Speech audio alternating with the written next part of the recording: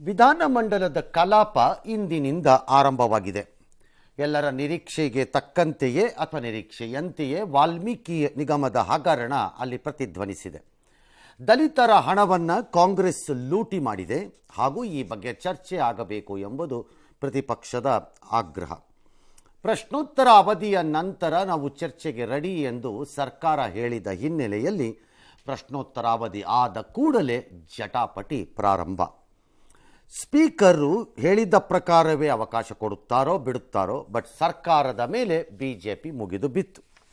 ವಾಲ್ಮೀಕಿ ನಿಗಮದ ಹಣ ಲೂಟಿ ಒಂದು ರೀತಿ ಹಲ್ಕಾ ಕೆಲಸ ಅಂತ ಅಪೋಸಿಷನ್ ಲೀಡರ್. ಮೃತಪಟ್ಟಿರುವ ಚಂದ್ರಶೇಖರನ್ ದಲಿತರು, ಲೂಟಿ ಆಗಿರೋದು ದಲಿತರ ಹಣ. 187 ಕೋಟಿ ಹಣ ಕಟಾಕಟ್ ಅಂತ ವರ್ಗಾವಣೆ ಆದಾಗ ಸರ್ಕಾರ ಕಣ್ಮುಚ್ಚಿ ಕೂತಿತ್ತು. ಈ ಕಟಾಕಟ್ ಪದ ಬಹುಶಃ ರಾಹುಲ್ ಗಾಂಧಿ ಕಾಲೆಳೆಯಲು. ಇದಕ್ಕೆ ವರ್ಗಾವಣೆ ಮಾಡು ಅಂತ ನಾನು ಹೇಳಿದ್ನ ಅಂತ ಚೀಫ್ ಮಿನಿಸ್ಟರ್ ವಾದ. ಸದನಕ್ಕೆ ತಪ್ಪು ಮಾಹಿತಿ ಕೊಡಬೇಡಿ, ಆಗಿರೋದು 187 ಕೋಟಿ ಅಲ್ಲ 89.62 ಕೋಟಿ ಅಂತ CM ಗರಂ ಆಗಿ ಉತ್ತರಿಸಿದರಂತೆ. ಕೂಡಲೇ ಬಿಜೆಪಿಯವರು ಆಯಿತು 89 ಆದರೂ ಲೂಟಿ ಒಪ್ಕೊಂಡಂತೆ ಆಯ್ತಲ್ಲ ಅಂತ ಹಿಡ್ಕೊಂಡ್ರು. ಇದಕ್ಕೆ ಮತ್ತೆ ಲೂಟಿನ ಯಾರೂ ಒಪ್ಪಿಲ್ಲ, ಇದು ಇಡಿಯವರು ಹೇಳಿರೋದು ಅಷ್ಟೇ, ಇದು ಒಪ್ಪಿತ ಸತ್ಯವಲ್ಲ ಅಂತ ಅವರೇನೋ ಒಂದು ಬಿಟ್ಟರು. DK ಶಿವಕುಮಾರ್ ಅಶೋಕ್ ಮದುವೆ ಮಾತು ನಡೀತು. ಅದಕ್ಕೂ ಮುನ್ನ ಯತ್ನಾಳ್ CM ಮಧ್ಯೆ ಒಂದಿಷ್ಟು ಸಮರ ಮಾತಿನಲ್ಲಿ. ಪರಿಷತ್ತಿನಲ್ಲಿ CM ರಾಜೀನಾಮೆಗೆ ಒತ್ತಾಯಿಸಿ ವಿಪಕ್ಷಗಳು ವಿಪರೀತ ಪ್ರತಿಭಟನೆಯನ್ನೇ ಮಾಡಿದವು. 187 ಕೋಟಿ ದಲಿತರ ಹಣವನ್ನ ಲೂಟಿ ಹೊಡೆದಿರೋದು ಇದೊಂಥರ ಅಲ್ಕಾ ಕೆಲಸ. 187 ಕೋಟಿ ಟಕಾಟಕ್ ಅಂತ ಟ್ರಾನ್ಸ್ಫರ್ ಆಯ್ತಲ್ಲ, ಅವಾಗ ಯಾಕೆ ಸರ್ಕಾರ ಕಣ್ಣು ಮುಚ್ಕೊಂಡು ಕೂತ್ಕೊಂಡಿತ್ತು? ಅಂದ್ರೆ ರಾಜ್ಯ ಮುಖ್ಯಮಂತ್ರಿ ಅಂದ್ರೆ ಒಂಥರ ಎಲ್ಲಾ ಇಲಾಖೆ ಮೇಲೆ ಇಡ್ತಾ ಇರುವಂತ ಹೆಡ್ ಮಾಸ್ಟರ್ ಅವರು. ಹೆಡ್ ಮಾಸ್ಟ್ರೇ ಕೈ ಚೆಲ್ಲಿ ಬಿಟ್ಬಿಟ್ರೆ 187 ಕೋಟಿ ಲೂಟಿ ಹೊಡೆದ್ಬಿಟ್ರು ಅಂತ ಹೇಳ್ತಾರೆ. 187 ಕೋಟಿ ಅಲ್ಲ, 89 ಕೋಟಿ 62 ಲಕ್ಷ. 187 ಕೋಟಿ MG ರೋಡ್ ಬ್ಯಾಂಕಿಗೆ ಹೋಗಿ ಜಮಾ ಆಗಿದೆ ಅಷ್ಟೇ. ತಪ್ಪು ಮಾಹಿತಿ ರೆಕಾರ್ಡ್ಗೆ ಹೋಗಬಾರದು. ಇದು ಯಾರೇ ಕೂಡ ಅಡ್ಮಿಟ್ ಮಾಡ್ಕೊಂಡಿರ್ತಕ್ಕಂಥದ್ದಲ್ಲ. ನೀದರ್ ನಾಗರೇಂದ್ರ ನಾರ್ ಎನಿಬಡಿ. ಇಡಿ ಅವರು ಕಸ್ಟಡಿಗೆ ತಗೊಳ್ಳಿಕ್ಕೆ ರಿಮ್ಯಾಂಡ್ ಅಪ್ಲಿಕೇಶನ್ ಹಾಕಿದ್ದಾರೆ, ಅದರಲ್ಲಿ ಅವ್ರು ಮೆನ್ಷನ್ ಮಾಡಿರ್ತಕ್ಕಂಥದ್ದು. It is not an admitted fact. DK Shivakumar clever ರಾಜಕಾರಣಿ, ಜಾಣ, ಬಹಳ ಜಾಣ. ಇದು ಏನು ಇಲ್ಲ, ಆರಾಮಾಗಿ ಅವನು ಈಚೆ ಬರ್ತಾರೆ.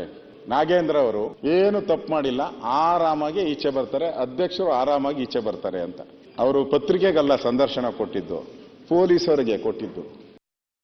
ಹೌದ್ರಿ, ಒಳ್ಳೆ ಕತೆ ಐತಲ್ಲ. I am telling you, till today I am telling you, ಇವತ್ತು ಹೇಳ್ತಾ ಇದ್ದೀನಿ, ಐ ಆಮ್ ಆನ್ ರೆಕಾರ್ಡ್. ಅವನು ಏನ್ ತಪ್ಪು ಮಾಡಿಲ್ಲ. ಎನ್ಕ್ವೈರಿ ಈಚೆ ಬರ್ಲಿ, ಎಲ್ಲ ಗೊತ್ತಾಗ್ತದೆ. As a party president, as a legislator, I have to speak to him, I have spoken to him. There is no doubt in it. ವೀರಯ್ಯನ ಅರೆಸ್ಟ್ ಆಗಿದೆ, 2 ಸರಿ MLC ಹೇಳಿ. ಅಡ್ಜಸ್ಟ್ಮೆಂಟ್ ಬೇಕಾಗಿಲ್ಲ. ನಮ್ದು ಪಾರ್ಟಿ ಸ್ವಚ್ಛ ಆಗ್ಬೇಕು, ನಿಮ್ದು ಪಾರ್ಟಿ ಸ್ವಚ್ಛ ಆಗ್ಬೇಕು. ಯತ್ನಾಳ್ ಅವರೇ, ನೀವು ಸೀರಿಯಸ್ ಮಿನಿಸ್ಟರ್ ಆಗಿದ್ದೀರಿ, ನಿಮ್ಗೆ ಸೀರಿಯಸ್ನೆಸ್ ಅಲ್ಲ ಸರ್. ಈಗ ಕೇಂದ್ರದ ಮಂತ್ರಿ ಆಗಿದ್ದವರು ಏನಂತ ಗೊತ್ತಿರಲ್ಲ, ಏನ್ ಮಾತಾಡ್ತೀವಿ ಅಂತ ಗೊತ್ತಿರಲ್ಲ, ಯಾವ ನಿಲುವು ತಗೊಳ್ತೀರಿ ಅಂತ ಗೊತ್ತಿರಲ್ಲ. One changing your stand always. ಒಂದ್ಸಾರಿ ಹೇಳ್ತೀರಿ 2,500 ಕೋಟಿ ಕೊಡಬೇಕು, ಚೀಫ್ ಮಿನಿಸ್ಟರ್ ಆಗ್ಬೇಕಾಗಿದೆ ಅಂತ ಹೇಳ್ತಾರೆ. ಆಮೇಲೆ ಅದರಿಂದ ಹಿಂದಕ್ಕೆ ಸಿಬಿಐ ಕೊಡ್ರಿ, ತನಿಖೆಗೆ ಅದನ್ನ ಕೊಡ್ರಿ, ಸಿಬಿಐ ತನಿಖೆಗೆ. ನಿಮ್ ಸರ್ಕಾರ ಇದ್ದಾಗ ಯಾಕೆ ಕೇಳಲಿಲ್ಲ? ಸಿಬಿಐ ಕೊಡಬೇಕು ಅಂತ ಯಾಕೆ ಕೇಳಲಿಲ್ಲ? ಸುಮ್ಮನೆ ಏನೋ ಬಾಯಿ ಬಂದಾಗ ಏನೋ ಮಾತಾಡ್ತಾರೆ. ಸರ್, ಇದು ಒಪ್ಪಿತ ಸತ್ಯವಲ್ಲ ಅಂತ ಮುಖ್ಯಮಂತ್ರಿಗಳು ಹೇಳ್ತಾರೆ. ಬಟ್ ಅಮೌಂಟ್ ಹೋಗಿರೋದಂತೂ ಗ್ಯಾರಂಟಿಯಾಗಿ ಕಾಣಿಸ್ಕೊಳ್ತಾ ಇದೆ. ಪಾಯಿಂಟ್ ನಂಬರ್ 1, ಒಪ್ಪಿತ ಸತ್ಯವಲ್ಲ ಅಂತ ಅಸೆಂಬ್ಲಿನಲ್ಲಿ ಇವ್ರು ಯಾರ್ಯಾರೋ ಬಾಯಿಗೆ ಬಂದಂಗೆ ಅವ್ರವ್ರ ಪಾಡ್ಗೆ ಅವ್ರು ಹೇಳ್ಕೊಂಡೋದ್ರೆ ಅದೆಲ್ಲ ಮಾತು ಅಲ್ಲ. ಅಥವಾ ಯಾರೋ ಇಡಿನವ್ರು ಒಂದು ಲೆಟರು ರಿಮ್ಯಾಂಡ್ ಕಾಪಿಲಿ ಕೊಟ್ಟರು ಅಂತಾನೂ ಅಲ್ಲ, ಎರಡೂ ಅಲ್ಲ.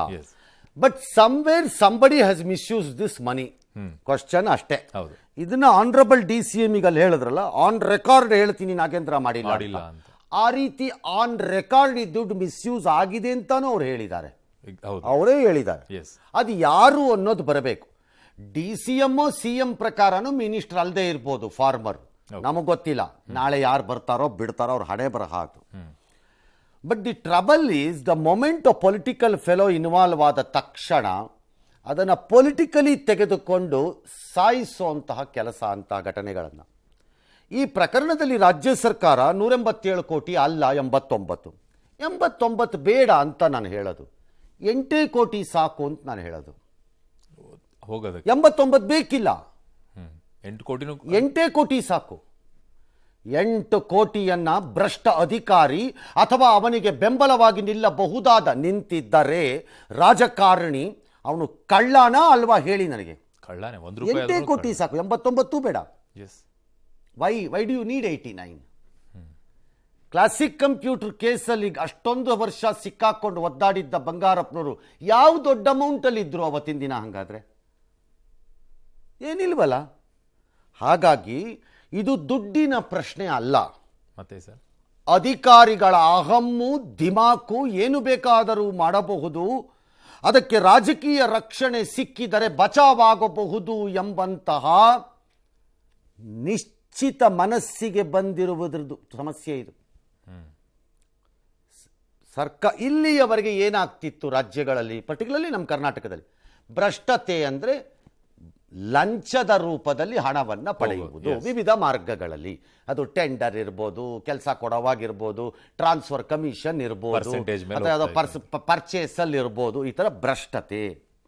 ಈಗೇನಾಗ್ತಾ ಇದೆ slowly, if this government including the chief minister and DCM ನೀವು ಇದನ್ನು ಡಿಫೆಂಡ್ ಮಾಡಿ ಏನಾದರೂ ಪಾಸ್ ಆಗಕ್ಕೆ ಬಿಟ್ಟರೆ, ಡೈಲ್ಯೂಟ್ ಮಾಡಿಸಿ, this becomes an organized crime. Anybody can draw money by making this modus operandi. ನಾಳೆಯಿಂದ ಎಲ್ಲರೂ ಫೇಕ್ ಅನ್ನು ಕ್ರಿಯೇಟ್ ಮಾಡಿ ಬ್ಯಾಂಕ್ಗಳ ಮೇಲೆ ಎತ್ತಾಕೊಂಡು ಮಜಾ ನೋಡಕ್ಕೆ ಸ್ಟಾರ್ಟ್ ಮಾಡ್ಬಿಡ್ಬೋದು ಎಲ್ಲರೂ ಬೇಕಾರೆ. I am sure it will happen. 100% ನಾನು ಬರ್ಕೊಟ್ಟಿದ್ದೀನಿ. It will become an organised crime. Yes, but ಒಬ್ಬ ಸಚಿವರಿಗೆ ಆಸಕ್ತಿ ಯಾಕೆ ಸರ್ ಒಂದು ಬ್ರಾಂಚ್ ಇಂದ ಇನ್ನೊಂದು ಬ್ರಾಂಚ್ಗೆ ಅಮೌಂಟ್? ನೋ ಐಡಿಯಾ ಏನು ಆಸಕ್ತಿ ಇದೆ, ಇದೆಯಾ ಇಲ್ವಾ ಅಂತ ಲೆಟ್ ಇಡಿ ಪ್ರೂವ್ ಇಟ್. ನಂದು ಪಾಯಿಂಟ್ ಅದಲ್ಲ. ಅಲ್ಟಿಮೇಟ್ಲಿ 89 ಕೋಟಿ ರೂಪಾಯಿ ಡ್ರಾ ಯಾಕೆ ಆಯಿತು? ನಂಬರ್ 1. ನಂಬರ್ 2, ಈ ರೀತಿಯ ಫೇಕನ್ನು ಕ್ರಿಯೇಟ್ ಮಾಡಿ ಇದನ್ನು ಡ್ರಾ ಮಾಡುವಂತಹ 10 ಡಜನ್ ಗಟ್ಟಲೆ ಅಕೌಂಟ್ಗಳಿಗೆ ಹಾಕುವಂತಹ ಕ್ರಿಮಿನಲ್ ಬ್ರೈನಿನ ಶಕ್ತಿ, ಆಲೋಚನೆ ಮತ್ತು ಧೈರ್ಯ ಅವನಿಗೆ ಹೇಗೆ ಬಂತು? ಬೇರೆ ಯಾವುದೋ ಆದರೆ ಆಯಿತು, ದಲಿತರು ಅವರಿಗೆ ಸೇರಿದ್ದಂತಹ ಯಾವುದೇ ವಿಚಾರ ಅಂದ ತಕ್ಷಣ ಒಂಥರ ಬಹಳ ಸೆನ್ಸಿಟಿವ್ ಅಂತನ್ನುವಂತಹ ರಾಜ್ಯ ಅಥವಾ ಅಧಿಕಾರದಲ್ಲಿರುವ ಜನರಿಗೆ ಈ ನಿಗಮದಲ್ಲೇ ಮಾಡಬಹುದು ಎಂಬಂತಹ ಧಿಮಾಕು, ಅಹಂಕಾರ ಹೆಂಗೆ ಸೃಷ್ಟಿಯಾಯಿತು? 4ನೇದು, ಒಂದು ವೇಳೆ ಮಂತ್ರಿಗೆ ಗೊತ್ತಿಲ್ಲ ಪ್ರಶ್ನೆ ಅಲ್ಲ ಇದು. Morally ethically he has to take the responsibility ಅಂತ ನಾನು ಹೇಳ್ತಿರೋದು. ಅವನು ತಗೋಬೇಕು. ಅವ್ರ ಮಂತ್ರಿ ಆದರೂ ಸರಿ, ಅವ್ರು ಯಾರೋ ಅಧ್ಯಕ್ಷರಾದರೂ ಸರಿ. ಯು ಕೆನಾಟ್ ಸೇ ಟುಮಾರೋ, ನಾಳೆ ಹಾಗಾರೆ ನನಗೆ ಗೊತ್ತಿಲ್ಲ ಅಂತ ಆಫೀಸರ್ಸ್ ಹೋಗಿ ಮಂಡುತ್ತೀನಿ ಇನ್ಮೇಲಿಂದ ಓರಲ್ ಆರ್ಡರ್ಸ್ ತಗೊಳ್ಳೋದಾದ್ರೆ ನೀವು ಹೇಸಿಗೆ ತಿನ್ನಬೇಕು ಎಂಬ ಆಸೆಗೆ ಓರಲ್ ಆರ್ಡರ್ಸ್ಗಳನ್ನು ಮೌಖಿಕವಾಗಿ ಮಂತ್ರಿಗಳು ಅಥವಾ ಅವರ ಆಪ್ತವರ್ಗದಿಂದ ಪಡ್ಕೊಂಡು ತಗಲಾಕೊಂಡ ಮೇಲೆ ನಿಮ್ಮ ರಕ್ಷಣೆಗೆ ಯಾವನೂ ಬರಲ್ಲ. ನೀವು ಹೇಸಿಗೆ ತಿಂದಿದ್ದೇ ಬಂತು ನಿಮಗೂ. ಸಾಯಿರಿ ಹೋಗಿ ಆಫೀಸರ್ಸ್. ಅವಾಗ ಯಾರ್ಯಾರು ಓರಲ್ ಆರ್ಡರ್ ತೊಗೊಂಡು ಸಾಯ್ತು ಮಾಡ್ತಿರೋ ಕಚಡ ಕೆಲಸಕ್ಕೆ ತಿನ್ನಕ್ಕೆ ಅನುಭವಿಸ್ಬೇಕು.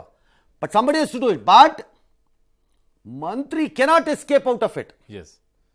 ಈ ಕೆನಾಟ್, ಮಂತ್ರಿನೋ ಅಧ್ಯಕ್ಷನೋ, ಯಾವಾಗ? ಈ ತಕ್ಷಣಕ್ಕೆ. ನಾಳೆ ತನಿಖೆ ಬಂದ ಮೇಲೆ ಲೆಟ್ಸ್ ಸಿ.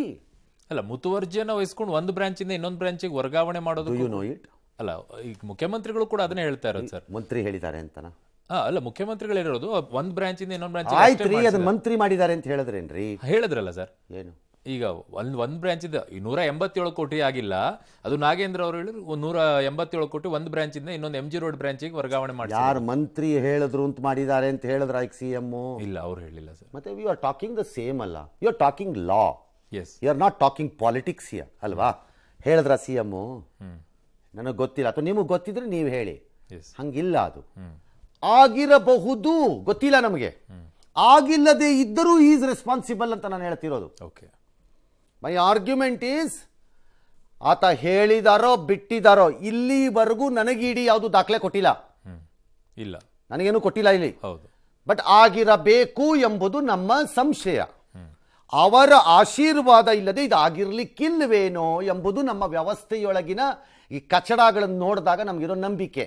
ಬಟ್ ಹವೆವರ್ ಆಗದೆ ಇದ್ದರೂ ಹಿ ಈಸ್ ರೆಸ್ಪಾನ್ಸಿಬಲ್. ಲಾರ್ಜ್ ಅಮೌಂಟ್ಗಳು ಮೂವ್ ಆಗ್ತಿದೆ ಈ ರೀತಿ ಅಂತಂದ್ರೆ ಕಣ್ಣು ಮುಚ್ಕೊಂಡು ಕೂತಿರ್ತೀನಿ ಅಂತಂದ್ರೆ ಕತ್ತೆ ಕಾಯಕ ಮಂತ್ರಿಗಳಾಗಿದ್ದೀರಾ ನೀವೆಲ್ಲ. ಹಂಗಾರೆ ಲೈಟ್ ಹಾಕ್ಕೊಂಡು ಗನ್ಮೆನ್ಗಳನ್ನು ಇಟ್ಕೊಂಡು ಶೋಕಿ ಮಾಡ್ಕೊಂಡು ತಿರ್ಗಕ್ಕ ಮಂತ್ರಿಗಳಾಗಿದ್ದು. ನಾಚಿಕೆಟ್ಟವ್ರುಗಳು ತಂದು ಏನಕ್ಕೆ ಮಂತ್ರಿಗಳಾದ್ರಿ? ನಿಮ್ಗೆ ಆ ಇಲಾಖೆಗಳನ್ನು ನಿಭಾಯಿಸಲಿಕ್ಕೆ ತಾಕತ್ತಿಲ್ಲದೆ ಇದ್ದರೆ, ಬುದ್ಧಿವಂತಿಕೆ ಇಲ್ಲದಿದ್ದರೆ, ಪಾರದರ್ಶಕತೆ ಇಲ್ಲದಿದ್ದರೆ, ಹೇಸಿಗೆ ತಿನ್ನಬಾರ್ದು ಅಂತ ಕನಿಷ್ಠ ಪ್ರಜ್ಞೆ ಇಲ್ಲದಿದ್ದರೆ ಮಂತ್ರಿ ಯಾಕಾಗಬೇಕು? ಅದಕ್ಕೆ ಹೇಸಿಗೆನು ಎಲ್ಲಿ ಬೇಕಾದ್ರೂ ತಿನ್ಬೋದಲ್ಲ ನೀವುಗಳು, ಅಲ್ಲೇ ತಿನ್ನಬೇಕು ಅಂತೇನಿದೆ? That's the argument. It will apply to every politician. ಹಾಗಾಗಿ chief minister shall not defend this. Politically defend ಮಾಡ್ಕೊಂಡು ಕೂತ್ರೆ ಬೇರೆ, ನಾಳೆ ನೀವು ಡಿಫೆಂಡ್ ಮಾಡಿ ಇದನ್ನು ಡೈಲ್ಯೂಟ್ ಮಾಡಿದ್ರೆ ಆಗೋದು ಅದೇನೇ. ನಾನು ಬರ್ಕೊಟ್ಟಿದ್ದೀನಿ. ಅಂಬೇಡ್ಕರ್ ನಿಗಮದಲ್ಲಿ ಆಗಿರಬಹುದಾದ ಒಂದು ಪ್ರಕರಣ ನಾನು ಪದೇ ಪದೇ ಹೇಳ್ತಾ ಇದ್ದೀನಿ. CBI should investigate. ಆ ಪ್ರಕರಣನೂ ಇನ್ವೆಸ್ಟಿಗೇಟ್ ಮಾಡಿ. How did forged documents Ambedkar ನಿಗಮದಲ್ಲಿ ಆಯಿತು? ಹೇಗೆ ಆ ಫೋರ್ಜರಿ ಬ್ಯಾಂಕ್ ಮೇಲಕ್ಕೆ ಹೋಯಿತು? ಬ್ಯಾಂಕು ಹೇಗೆ ಅದಕ್ಕೆ ಇನ್ಶೂರ್ಡ್ ಪ್ರಿಕಾಷನರಿ ಮೆಜರ್ಸಲ್ಲಿ ಆ ದುಡ್ಡನ್ನು ಯಾವುದೋ ಇನ್ಶೂರ್ಡ್ ಅಮೌಂಟ್ ಇದರಲ್ಲಿ ಅದನ್ನು ತಂತು ವಾಪಸ್ಸು? ಹೇಗೆ ಅದಕ್ಕೆ ಸಂಬಂಧಪಟ್ಟಂಥ ಅಧಿಕಾರಿಗಳು ಅವತ್ತು ಎಸ್ಕೇಪ್ ಆದ್ರೂ ರೀಇನ್ವೆಸ್ಟಿಗೇಟ್ ಮಾಡಿ. ಇಲ್ಲದೇ ಇದ್ರೆ ಇದು MO, ಇದು ಮೋಡಸ್ ಆಪರಂಡಿ. ಇದು ನಾಳೆ ಯಾವುದೇ ಅಧಿಕಾರಿ ಯಾವುದೇ ಬೋಗಸ್ ನೇಮ್ಸನ್ನು ಕ್ರಿಯೇಟ್ ಮಾಡಿ, ಯಾವುದೇ ಬೋಗಸ್ ಸಹಿಗಳನ್ನು ಕ್ರಿಯೇಟ್ ಮಾಡಿ, ದುಡ್ಡನ್ನು ಯಾವುದೋ ಬ್ಯಾಂಕಲ್ಲಿರೋ ಒಬ್ಬ ಕಚಡ ಆಫೀಸರ್ನ ಅಡ್ಜಸ್ಟ್ ಮಾಡಿಕೊಂಡು ಲೂಟಿ ಹೊಡೆದ್ಬಿಟ್ಟು ತಿಂದುಬಿಟ್ಟು ಬ್ಯಾಂಕ್ ಮೇಲೆ ಎತ್ತಾಗ್ತಾದ್ರೆ ನಿಮ್ಮ ತಾತನ ಮನೆ ದುಡ್ಡು ಅದು ನಮ್ಮ ದುಡ್ಡು. ಅದು ನೀವು ಬೆವರು ಸುರಿಸಿರೋ ದುಡ್ಡು ಅಲ್ಲ. 80% of the politicians in this country ಯಾವ ಬೆವರು ಸುರಿಸಿಲ್ಲ. 20% ಇದ್ದಾರೆ ಸುರಿಸಿರೋರು, ಯಾರು ಸುರಿಸಿಲ್ಲ. ಹಾಗಾಗಿ ನಿಮ್ಮ ದುಡ್ಡು ಅಲ್ಲ ಅದು, ನಿಮ್ಮ ತಾತನ ಮನೆ ದುಡ್ಡಲ್ಲ ಅದು ಜನರ ದುಡ್ಡು ಅದು. ಎಸ್. ಇನ್ನು ವಾಲ್ಮೀಕಿ ನಿಗಮ ಹಗರಣದಲ್ಲಿ ಬಂಧನ ಭೀತಿ ಎದುರಿಸ್ತಾ ಇರುವಂತಹ ನಿಗಮದ ಅಧ್ಯಕ್ಷ ಕಾಂಗ್ರೆಸ್ನ ಶಾಸಕ ಬಸನಗೌಡ ದದ್ದಲ್ 3 ದಿನಗಳ ನಂತರ ಸಾರ್ವಜನಿಕವಾಗಿ ಇವತ್ತು ಕಾಣಿಸಿಕೊಂಡ್ರು. ಕಲಾಪ ಆರಂಭದ ದಿನವಾದ ಇವತ್ತು ನೇರವಾಗಿ ವಿಧಾನಸೌಧದಲ್ಲಿ ಬಂದರು. ಸ್ಪೀಕರ್ ಮತ್ತು ಮುಖ್ಯಮಂತ್ರಿಗಳನ್ನ ಭೇಟಿ ಮಾಡಿದ್ರು. ನಾನೇನು ತಪ್ಪು ಮಾಡಿಲ್ಲ ಸರ್, ಸುಮ್ಮನೆ ನನ್ನ ಹೆಸರು ಹೇಳ್ಕೊಂಡು ಬಂದಿದ್ದಾರೆ ಅಂತ ವಿವರಣೆಯನ್ನು ಕೊಟ್ಟಿದ್ದಾರಂತ. ಈ ವೇಳೆ ಮಾತನಾಡಿದ ದದ್ದಲ್ ಅವರು, ನಾನೆಲ್ಲೂ ತಲೆಮರೆಸಿಕೊಂಡಿರಲಿಲ್ಲ, ಇಡಿ ಕೂಡ ನೋಟಿಸ್ ಕೊಟ್ಟಿಲ್ಲ, SID ಕೂಡ ನೋಟಿಸ್ ಕೊಟ್ಟಿಲ್ಲ, ಈಗಾಗಲೇ ಎಲ್ಲಾ ವಿಚಾರಗಳ ಬಗ್ಗೆ ವಿಚಾರಣೆ ಆಗೋಗಿದೆ ಅಂತ ಮಾಹಿತಿಯನ್ನು ಕೊಟ್ಟರು. ಸೊ ಅಧಿವೇಶನ ನಡೆಯುವ ಸಂದರ್ಭದಲ್ಲಿ ಶಾಸಕರ ಬಂಧನಕ್ಕೆ ಸ್ಪೀಕರ್ ಅನುಮತಿ ಪಡೆಯೋದು ಅಗತ್ಯ. ಹೀಗಾಗಿ ಬಸವನಗೌಡ ದದ್ದಲ್ ಯೋಜಿತವಾಗಿ ಹೆಜ್ಜೆ ಇಟ್ಟಿದ್ದಾರೆ. ಕಲಾಪದ ದಿನ ಹೊರಗೆ ಕಾಣಿಸಿಕೊಂಡಿದ್ದಾರೆ. ಅಧಿವೇಶನ ನಡೆಯುವ ಈ 10 ದಿನದಲ್ಲಿ ದದ್ದಲ್ ಬಂಧನ ಅನುಮಾನ ಅಂತ ಹೇಳ್ತಾ ಇದ್ದಾರೆ. ನೋಡ್ತಾ ಇದ್ರಲ್ಲ, ನೀವು ನೋಡ್ತಾ ಇದ್ರೆ ಅಸೆಂಬ್ಲಿಗೆ ಹೋಗ್ತಾ ಇದ್ದೀರಿ. ಇಲ್ಲ SID ನೋಟಿಸ್ ಕೊಟ್ಟಿದೆ. ಇಲ್ಲ ನಾನು ಅಸೆಂಬ್ಲಿಗೆ ಹೋಗ್ತಾ ಇದ್ದೀನಿ. ಸದನ ಒಂದು ರೀತಿ ರಕ್ಷಾ ಕವಚನ ಸರ್ ಇವರು. ಸುಳ್ಳು. ಯಾರು ನಿಮ್ಗೆ ಹೇಳಿದ್ದು? ಹಂಗಿಲ್ವಾ ಸರ್? ನಿಮ್ಗೆ ಹೇಳಿದ್ಯಾರು ಹೇಳ್ತೀನಿ. ಅಲ್ಲ, ಸದನದ ನಿಯಮದ ಪ್ರಕಾರ ಹೇಳಿದ್ಯಾರು? ತಿಳ್ಕೊಳ್ಳದೆ ಮಾತಾಡಿದ್ರೆ ಯಾರೇನ್ ಮಾಡೋಣ? ಅಲ್ಲಿ ಪಬ್ಲಿಕ್ಲಿ ಫುಟ್ಪಾತಲ್ಲಿ ನಿಂತ್ಕೊಂಡು ಅವ್ರುಗಳೆಲ್ಲ. Okay. Who has told an MLA should not be arrested house ನಡೀತಾ ಇದ್ದಾಗ ಅಂತ ಯಾರೇ ಹೇಳಿದ್ದದನ್ನ? ಕರ್ಕೊಂಬನ್ರಿ ನನ್ನ ಹತ್ರಕ್ಕೆ. ಯಾರೇ ಹೇಳಿದ್ದದನ್ನ? Who has told? ನಾಳೆ chief minister will be accused ಅಂತ ಇಟ್ಕೊಳ್ಳೋಣ. ಯಾವುದೋ ಪ್ರಕರಣದಲ್ಲಿ ಯಾರೋ ಒಬ್ಬ ಚೀಫ್ ಮಿನಿಸ್ಟರ್ ಅಂತ ಇಟ್ಕೊಳ್ಳೋಣ. ಸದನ ನಡೆಯುವಾಗ ತನ್ನನ್ನು ಬಂಧಿಸಬಾರದು ಅಂದ್ರೆ ಅವನು 6 ತಿಂಗಳು ಸದನ ನಡೆಸ್ತಾ ಇದ್ರೆ ಮಣ್ಣು ತಿಂತೀರಾ? ಅವಾಗ ಮಣ್ಣು ತಿಂತೀರಾ? ಹಂಗಾರೆ ಹೂ ಹ್ಯಾಸ್ ಟೋಲ್ಡ್ ದಿಸ್ ನಾನ್ಸೆನ್ಸ್? ಯಾವ ಡಿಬಾರು ಇಲ್ಲ ಅಲ್ಲಿ. ದಿ ರೂಲ್ ಈಸ್, ಸದನದಲ್ಲ ಒಳಗಡೆ ಬರುವುದಾದರೆ ಬಂಧನಕ್ಕೆ ಸ್ಪೀಕರ್ ಅನುಮತಿ ಬೇಕು, ಒಳಗಡೆಗೆ ಮಾತ್ರ. ಮತ್ತು ದ ವೇರ್ ದೆ ರಿಸೈಡ್ ಅಂದ್ರೆ ಅದು ಪರಿವ್ಯಾಪ್ತಿ ಸ್ಪೀಕರ್ನ ಅಧಿಕಾರಕ್ಕೆ ಬರುವುದರಿಂದ ಶಾಸಕರ ಭವನ. ಇನ್ನು ಎಲ್ಲಿ ಬೇಕಾದರೂ ಅರೆಸ್ಟ್ ಮಾಡಿ, ಯಾವಾಗ ಬೇಕಾದರೂ ಅರೆಸ್ಟ್ ಮಾಡಿ, ಸದನ ನಡೆಯುತ್ತಿದ್ದರೆ ಒಂದು ನಿರ್ದಿಷ್ಟ ಸಮಯ ಅಂತಿದೆ, ದಿನ ಅಲ್ಲ ಗಂಟೆ, ಅದರೊಳಗಡೆ ಸ್ಪೀಕರ್ ಶಾಲ್ ಬಿ ಇನ್ಫಾರ್ಮ್ಡ್ ಅಷ್ಟೇ. ಅದು ಏನು ಇನ್ಫಾರ್ಮ್ಡ್ ಅಂದ್ರೆ ಪರ್ಸನಲಿ ಹೋಗಿ ಹೇಳಬರಬೇಕು ಅಂತಾನೂ ಇಲ್ಲ. Some mode of information should reach him. ಅದು ಅವ್ರ ಆಫೀಸಿಂದಾನೋ, ಅವ್ರ SMS ಇಂದಾನೋ, ಅವ್ರ ಮೊಬೈಲಲ್ಲೋ, ವಾಟ್ಸಪ್ಪಲ್ಲೋ. ಈಗೆಲ್ಲ ನೋಟಿಸ್ ಕೋರ್ಟ್ ಸಮನ್ಸೆ ವಾಟ್ಸಪ್ಪಲ್ಲಿ ಬರ್ಬೋದು ಅಂದ್ರೆ ಇದನ್ನ ಯಾಕೆ ಕಳಿಸ್ಬಾರ್ದು? ಅದರಲ್ಲೋ ಅಥವಾ ಒಂದು ಇಮೇಲಲ್ಲೋ ಅದೆಲ್ಲರೂ ಒಂದು ಇನ್ಫಾರ್ಮೇಶನ್ ಹೋಗ್ಬೇಕು. ಯಾರು ಹೇಳಿದ್ದು ಸದನ ನಡೆಯುವಾಗ ಅರೆಸ್ಟ್ ಮಾಡಬಾರ್ದು ಅಂತ? ಅಂದ್ರೆ ಅದ್ರೊಳಗಡೆ ಯಾವುದು ಅರೆಸ್ಟ್ ಮಾಡೋ ಹಂಗಿಲ್ಲ. ಒಳಗೆ ಹೋಗೋದಾದ್ರೆ ಆಚೆಗೆ ಮಾತ್ರ ಏನು ಅಷ್ಟೇ ಇರೋದಲ್ಲಿ. ಓಕೆ. ವಾಲ್ಮೀಕಿ ನಿಗಮ ಹಗರಣಕ್ಕೆ ಸಂಬಂಧಿಸಿ ನಡೆಯುತ್ತಿರುವ SIT ತನಿಖೆ ಹಲವು ವಿಚಾರ ಬಯಲಾಗಿದೆ. ಈಗ ಇಲ್ಲಿ ಪ್ರಾಬ್ಲಮ್ ಆಗಿರೋದು ಇಷ್ಟೇ. ನಮಗೂವೆ ರಾಜ್ಯ ಸರ್ಕಾರದ ನೇರ ಉಸ್ತುವಾರಿಯಲ್ಲಿ ನಡೆಯುತ್ತಿರುವ SIT ಪಾರದರ್ಶಕವೆಂದು, ರಾಜಕೀಯೇತರವೆಂದು, ತಮ್ಮವರ ಪಾತ್ರ ಇಲ್ಲವೆಂದು ಬಿಂಬಿಸುವ ತನಿಖೆ. CBI ಮತ್ತು EDಯಲ್ಲಿ ನಡೆಯುತ್ತಿರುವುದು ರಾಜಕೀಯದವರೇ ಇದ್ದಾರೆ ಎಂಬ ಅನುಮಾನ ಹುಟ್ಟಿಸುವುದೆಂದು, ರಾಜಕೀಯ ಪ್ರೇರಿತವೆಂದು ಮತ್ತು ರಾಜಕೀಯದವರೇ ದುಡ್ಡು ಹೊಡೆದಿದ್ದಾರೆ ಎಂಬುದನ್ನು ಬಿಂಬಿಸುತ್ತಿದ್ದಾರೆ ಎಂದು ಆರೋಪ ಮಾಡುತ್ತಿರುವ ತನಿಖೆ. ಇದೆರಡೂ ತನಿಖೆಗಳ ಹಣೆ ಬರಹ ಇದು ನಮ್ಮ ಮುಂದೆ ಎರಡು ಕಾಣಿಸ್ತಾ ಇದೆ. ಓಕೆ, ಹಾಗಾದರೆ SIT ರಾಜ್ಯ ಸರ್ಕಾರದ ಉಸ್ತುವಾರಿಯಲ್ಲಿ ನಡೆಯುತ್ತಿರುವ ತನಿಖೆ. ಅವರ ಪ್ರಕಾರ ದುಡ್ಡು MD ಯಾರೋ ಪದ್ಮನಾಭ್ ಅಂತ ಇಲ್ಲದ ವ್ಯಕ್ತಿ ಹೆಸರಿನಲ್ಲಿ ಜೂನಿಯರ್ ಅಕೌಂಟೆಂಟ್ ಪೋಸ್ಟನ್ನು ಸೃಷ್ಟಿಸಿದ್ರಂತೆ. ಅಧ್ಯಕ್ಷ ಇದ್ದಾರೆ, ಮಂತ್ರಿ ಇದ್ದಾರೆ, ಯಾವನೋ MD ಕೂತ್ಕೊಂಡು ಪೋಸ್ಟನ್ನು ಸೃಷ್ಟಿ ಮಾಡ್ತಾನಂತೆ. 8 ರೂಪಾಯಿ 6 ರೂಪಾಯಿ 4 ರೂಪಾಯಿ ಅಲ್ಲ. ಸಿದ್ದರಾಮಯ್ಯನವರ ಮುಖ್ಯಮಂತ್ರಿಗಳ ಪ್ರಕಾರನೇ 89 ಕೋಟಿನೋ 87 ಕೋಟಿನೋ ಶಿಫ್ಟ್ ಮಾಡಿಬಿಡ್ತಾನಂತೆ. ಏನಿದೇನು ಕಡಲೆಬೇಳೆ ಮತ್ತು ಹೆಸರು ಬೇಳೆನ ಹೆಂಗಸು ಪಾಪ ಅಡುಗೆ ಮನೇಲಿ ಆ ಕೌಂಟ್ರಿಂದ ತೆಗೆದು ಈ ಕೌಂಟ್ರಿಗೆ ಇಟ್ಬಿಟ್ಟಿದ್ದೀನಿ ಅನ್ನಕ್ಕೆ ಎಲ್ಲ ಒಂದು ಗುತ್ತಿಗೆ ಕತ್ತೆ ಕಾಯ್ತಾ ಇದ್ದೀರಾ ಎಲ್ಲರೂ. ಹಾಗಾದ್ರೆ ನೀವು ಯಾಕಿದ್ದೀರಿ? ಗುತ್ತಿಗೆ ನೌಕರನ ನಾಳೆ ಫಿನಾನ್ಸ್ ಡಿಪಾರ್ಟ್ಮೆಂಟಿಂದ ಯಾರು ಫಿನಾನ್ಸ್ ಡಿಪಾರ್ಟ್ಮೆಂಟ್ ಆಫೀಸರ್ಸ್ ಇದನ್ನು ಮಾಡಿದ್ರೆ is not the chief minister answerable to it as a finance minister? Answerable. ನಾ ರಾಜೀನಾಮೆ ಹೇಳ್ತಿಲ್ಲ, ಈಸ್ ದ ಓನ್ಲಿ ಕಸ್ಟೋಡಿಯನ್. ರಾಜೀನಾಮೆ ಹೇಳ್ತಿಲ್ಲ, ಆನ್ಸರಬಲ್. ಹೌದು, ಆಗಲ್ವಾ? All right. ಸ್ಟಿಲ್ ಬಂದಿದ್ದ ನಾಗೇಂದ್ರ ಮೂಲದ ಆದಾಯದ ಮೂಲವನ್ನು ಕೆದಕಕ್ಕೆ ರೆಡಿ ಆಗ್ತಿದ್ದಾರಂತೆ ಈ ಕಡೆ. ಆ ಕಡೆ ಅವರು ಹೇಗೆ MD ಮತ್ತು ಆತನ ಆಫೀಸರ್ಸ್ ಮಾತ್ರ ಮಾಡಿದ್ದಾರೆ ಇದನ್ನು ಅನ್ನೋ ಥರ ಗಟ್ಟಿ ಸ್ಟೋರಿ ಮಾಡ್ತಿದ್ದಾರೋ, ಹಾಗೆ ಇವರು ಇಲ್ಲ ಮಂತ್ರಿ ಮತ್ತು ಅಧ್ಯಕ್ಷನ ಕೃಪಾಪೋಷಿತವಾಗೇ ಕೃಪಾ ರಕ್ಷಣೆಯಲ್ಲೇ ಇದು ನಡೆದಿದೆ ಅನ್ನೋದನ್ನು ಇವ್ರು ತಯಾರಿ ಮಾಡ್ತಿದ್ದಾರೆ. ಅಲ್ಟಿಮೇಟ್ಲಿ ಆಗಿದ್ದೇನು ಮಂಗಗಳಾಗಿರೋದು ಯಾರು? ನಾವು. ಯಾಕೆ? ಸಾರ್ವಜನಿಕರ ಹಣವನ್ನು ಲೂಟಿ ಹೊಡ್ಕೊಂಡು ತಿನ್ಕೊಂಡು ಹೋಗಿರೋ, ಲೂಟಿ ಹೊಡೆದು ತಿಂದಿರೋ ಆಫೀಸರು ವಾಪಸ್ ಬರ್ತಾನೆ, ಅವನಿಗೆ ಪೋಸ್ಟಿಂಗ್ ಕೊಡ್ತೀರಿ, ಆ ಅಯೋಗ್ಯ ಮತ್ತಷ್ಟು ದುಡ್ಡು ತಿಂತಾನೆ. ಇನ್ನು ಅಳಿದುಳಿದುಕೊಂಡಿರುವ ರಾಜಕಾರಣಕ್ಕೆ ಉಳ್ಕೊಂಡಿರ್ಬೇಕಂತ ಅಯೋಗ್ಯರು ಆ ದುಡ್ಡನ್ನು ತಿಂತಾರೆ. ನಮಗೆ ಬಂದು ಪಾಠ ಹೇಳ್ತೀರಿ ಎಲ್ಲರೂ. Shame to your house, because that house no longer represents the will of the people of Karnataka. Shame ಅದು. ಯಾವ ಹೌಸ್ಗಳು ನಮ್ಮ ಭಾವನೆಗಳನ್ನು ಅರ್ಥ ಮಾಡ್ಕೊಂಡು ನಡೀತಿಲ್ಲ. ನಿಮ್ಮ ತೆವಲು ಮತ್ತು ಸ್ವಾರ್ಥ ರಾಜಕಾರಣದ ಪ್ರತೀಕವಾಗಿ ನಿಂತಿರುವುದೇ ಸದನ ಇವತ್ತು. ನಿಮ್ಮ ರಾಜಕಾರಣದ ತೆವಲಿನ ಪ್ರತೀಕವೇ ಆ ಸದನ. ಸಾರ್ವಜನಿಕರ ಅಭಿಪ್ರಾಯದ ಸದನ ಅಲ್ಲ ಅದು. It's not. ಅದಕ್ಕೆ we are not interested much in your assembly proceedings today. ಇಲ್ಲ ನಮಗೆ ಆಸಕ್ತಿ. ಇವತ್ತು ಲೂಟಿ ಹೊಡಿತಾರಂತೆ, ಲೂಟಿ ಅಯೋಗ್ಯರು ತಂದು. ನಾಗೇಂದ್ರ ಆಪ್ತ ಸಹಾಯಕ ವಿಜಯ್ ಕುಮಾರ್ನನ್ನು 3 ದಿನದಿಂದ ED ವಿಚಾರಣೆಗೆ ಒಳಪಡಿಸಿದೆ. ED ತನಿಖೆ ಪಾರದರ್ಶಕವಾಗಿ ಅವ್ರು ಏನೋ ಅರ್ಜಿ ಹಾಕೊಂಡಿದ್ದಾರಂತೆ.